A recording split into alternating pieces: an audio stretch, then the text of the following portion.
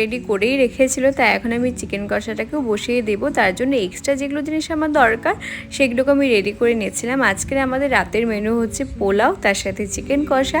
Chicken কষাটা আমি বানাচ্ছি এবং পোলাওটা বলেছি মাকে বানাতে, কারণ পোলাও এর আগে কখনো আমি বানাইনি। তাই আজকে সেই রিস্কটা নেবো না, মা তো বেশ ভালোই বানায় পোলাও, তাই মাকেই বলেছি তুমি বানিও। কে দিয়েছে সাড়া কারণ রাগে। জানো, আমাকে কেউ কখনো হাতে ধরে রান্না শেখায়নি।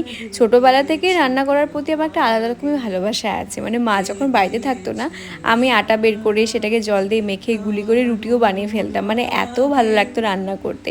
সেই জিনিসটা বড় হওয়ার পরে বরঞ্চ এখন আরও বেড়ে গেছে। কারণ এখন রান্না করার পরে যখন কেউ খেয়ে একটু তারিফ করে দেয় না, তখন মনে হয় যে তাকে আরও 5 রকম আইটেম করে খাওয়াই।